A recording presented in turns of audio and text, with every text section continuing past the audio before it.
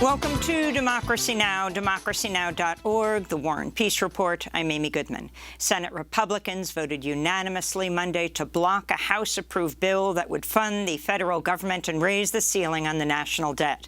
The vote came just days before a September 30th deadline to avert a government shutdown. Senate Majority Leader Chuck Schumer said Republicans' actions were threatening to plunge the U.S. into a recession. Our country is staring down the barrel of two totally Republican-manufactured disasters, a government shutdown and a first-ever default on the national debt.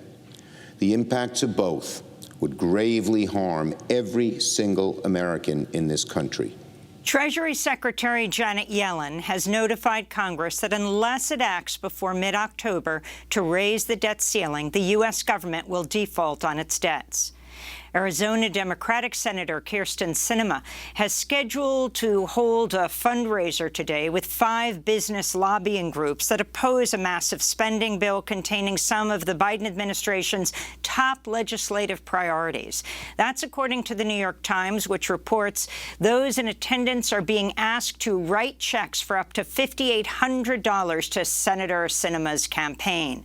She says she opposes the spending bill's price tag of $3.5 trillion over 10 years. The legislation would increase taxes on wealthy individuals and corporations in order to expand the social safety net, improve worker rights, and combat the climate crisis. Sinema's support is critical to Democrats' plans to use a budget reconciliation bill to pass the legislation in the evenly divided Senate. Jurors in the federal trial against accused sexual predator and trafficker R. Kelly, a famous R&B singer, found him guilty Monday of charges including racketeering based on sexual exploitation of children, kidnapping, forced labor, and sex trafficking. Nearly a dozen survivors and over 30 other witnesses detailed R. Kelly's pattern of sexual and other abuse against dozens of women and underage girls for nearly 2 decades. It's a landmark verdict for the Me Too movement. After headlines, we'll speak with Dream Hampton, executive producer of the 6-part documentary series Surviving R. Kelly. She broke open the case. The United States reported nearly 2,400 new COVID-19 deaths on Monday, even as hospitalizations continued to decline from a peak in early September. President Biden publicly received a booster shot of Pfizer's COVID-19 vaccine Monday, just days after federal regulators authorized 3rd doses for immunocompromised people, frontline workers, and people age 65 and older. Biden, who is 78 years old, received his 3rd injection in a White House event where he called on tens of millions of eligible U.S. residents to get vaccinated. Over 77% of adults have gotten at least 1 shot. About 23% haven't gotten any shots. And that distinct minority is causing an awful lot of us, an awful lot of damage for the rest of the country. Here in New York, thousands of hospital and nursing home workers rushed to get their first COVID-19 shots ahead of a vaccine mandate deadline at midnight Monday. New York health officials say the late surge means at least 92% of healthcare workers have received at least 1 dose. Those who've refused face unpaid leaves of absence or termination. New York Governor Kathy Hochul said she's prepared to deploy the National Guard to help fill any staffing shortages. Today is a significant deadline. It reflects my priority to just stop this virus dead in its tracks. We are over it. We are done. We want to move on. And the only way we can do that is to ensure that everyone is vaccinated, but particularly individuals who are taking care of the people who are sick. On Monday, a 3-judge federal appeals court panel ruled New York City may proceed with a vaccine mandate for nearly all public school workers.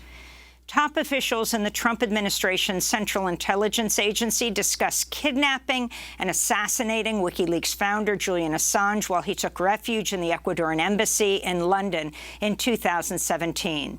That's according to an explosive new expose in Yahoo News, which cites over 30 former officials. They describe how then CIA Director Mike Pompeo sought revenge over WikiLeaks' publication of sensitive CIA hacking tools called called Vault 7, which the agency considered the largest data loss in CIA history. Later in the broadcast, we'll speak with Mike Isikoff, chief investigative correspondent for Yahoo News, and human rights attorney Jennifer Robinson, who's been advising Julian Assange and WikiLeaks since 2010. The International Criminal Court's lead prosecutor said Monday he's seeking approval to resume his investigation into war crimes committed in Afghanistan by the Taliban and the militant group ISIS-K.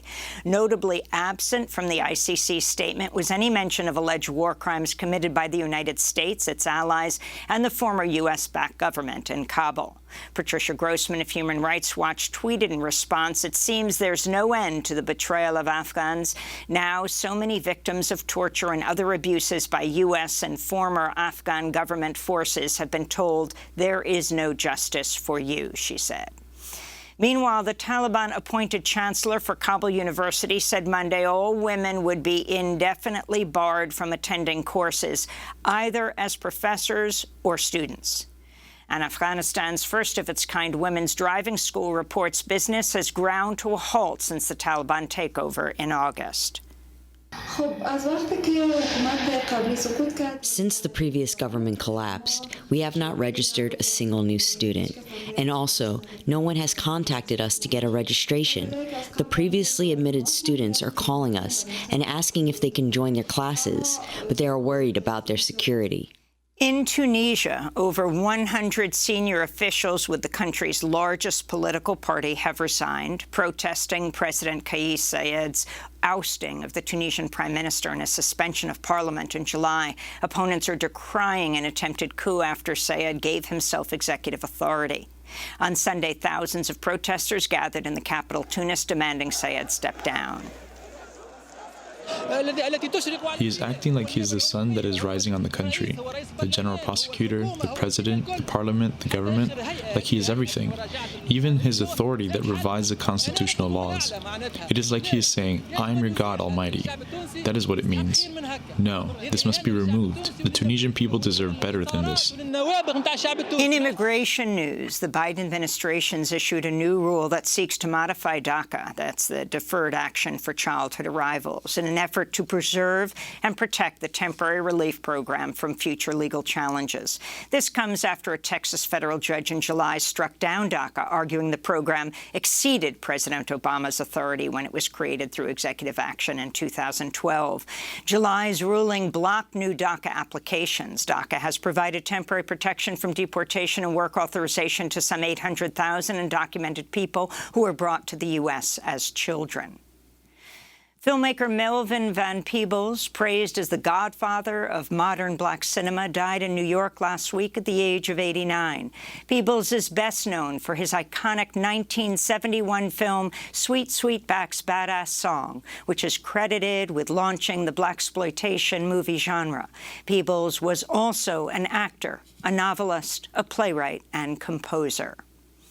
And prominent Native American filmmaker, journalist, and professor Myron Dewey died Sunday in a car crash in Nevada. He was 49 years old. Dewey was the founder of the media production company Digital Smoke Signals, which shared live footage from the front lines of the resistance to the Dakota Access Pipeline at Standing Rock. Democracy Now! Met Dewey in North Dakota in 2016 as he faced a misdemeanor stalking charge for using a drone to take video of unlicensed private pipeline security workers. Those charges would ultimately be dropped. There's an arrest warrant for me stalking the Dakota Access Pipeline security, which these are the guys that had no badges, no names, no license plates. So it's a little intimidating when you see these guys looking like Navy SEALs in the back. You know, when you're traveling, when you're documenting. You know, I came as a filmmaker and digital storyteller, and I'm leaving now as an environmental justice filmmaker and journalist. And those are some of the headlines. This is Democracy Now!, democracynow.org, the War and Peace Report. I'm Amy Goodman in New York, joined by Democracy Now! Co-host Juan Gonzalez in New Brunswick, New Jersey. Hi, Juan. Hi, Amy, and welcome to all of our listeners and viewers across the country and around the world.